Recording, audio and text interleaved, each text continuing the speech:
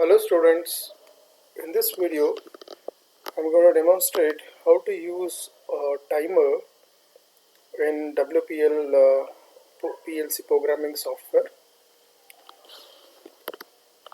For that, let me open the PLC software, WPLSoft, double click on that.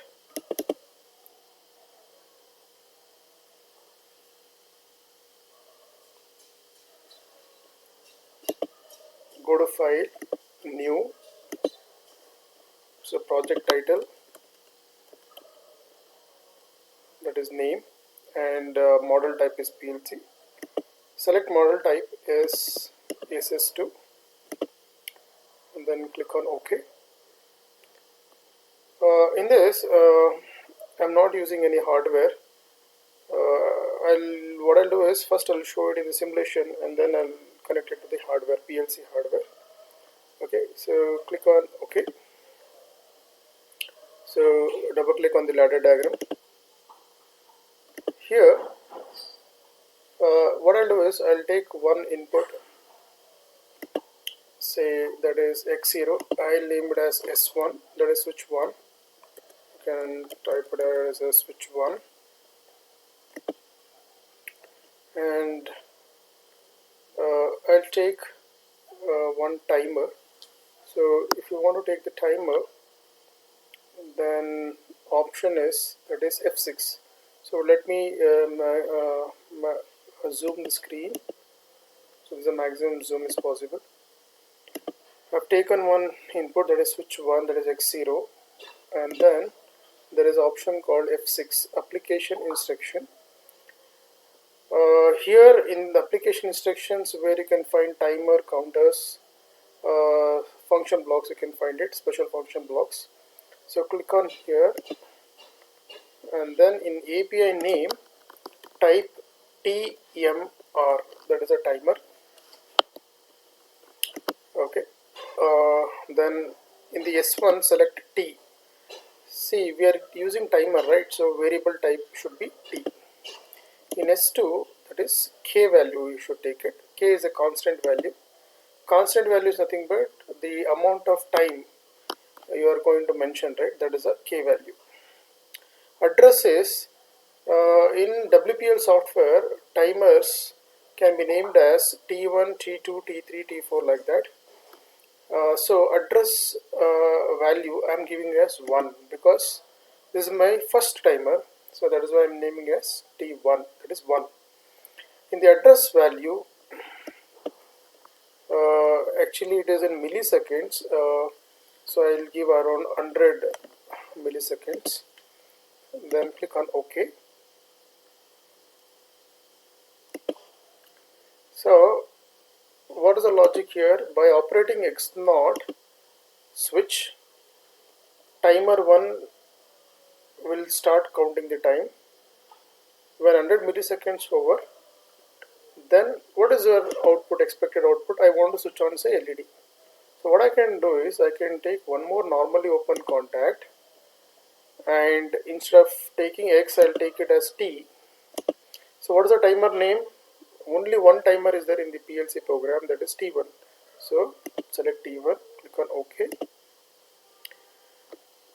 The logic is simple. When X0 is operated, timer starts counting the time. After 100 milliseconds, T1, since it is normally open contact, becomes close.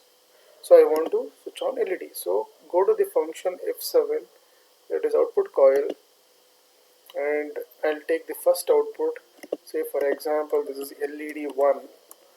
So click on OK, and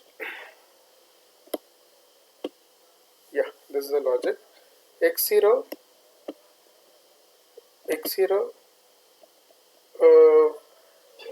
operated means T1 will be on. When 100 milliseconds over, then T1 will be closed, so that Y1 is on. Okay, so now I'll show you the simulation mode. Now program is ready, but before that we have to check for the errors. That is, click on the code here, that is Control F7, ladder instructions. So no errors in the program. And first switch on the simulator.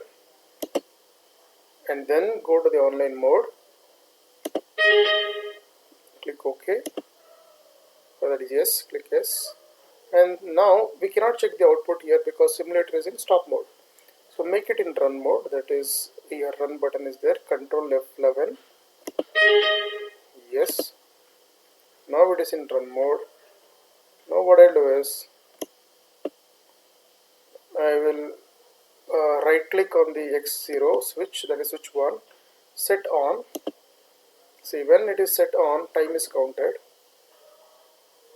After 100 milliseconds, Y0 will be on.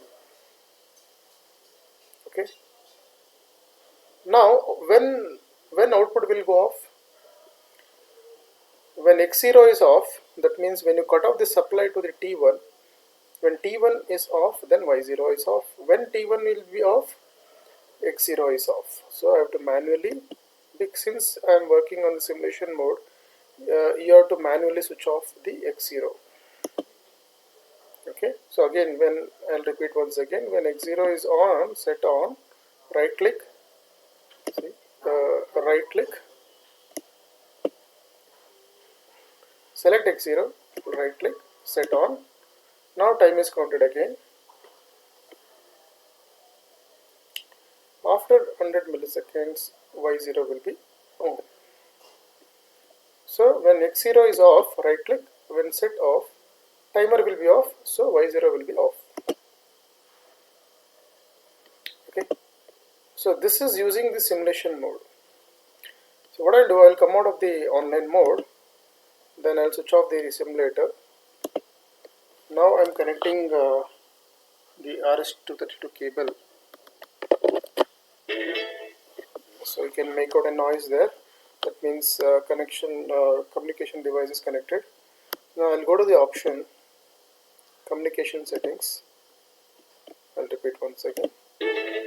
Go to the option, communication settings. There, in the communication port, you have to select USB to serial communication. Select it. That is COM3. I'm working on COM3, and then click OK. And then download the program to the PLC. That is write to PLC. That is Control F8. Click on OK.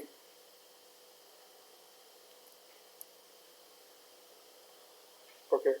See, it is not showing communication. Why? Because in the previous video I told you, that is I am working on station address 2. So click on OK, and then this is Control F8 download option.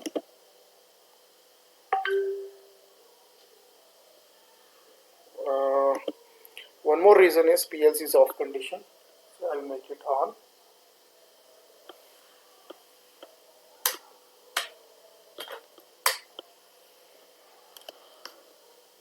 So now PLC is in on condition.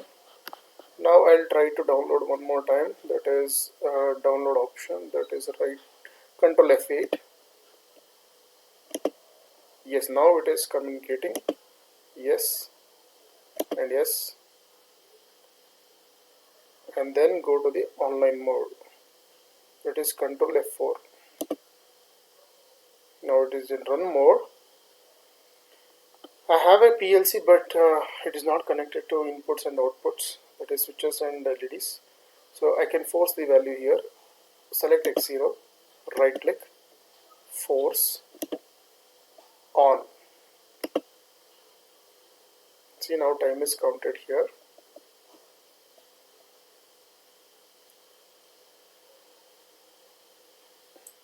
And then output is on. You can see here. Okay. So again select X0, right click, force off. So timer is reset. So whenever input is high, the input is connected to timer which is high, then timer start working.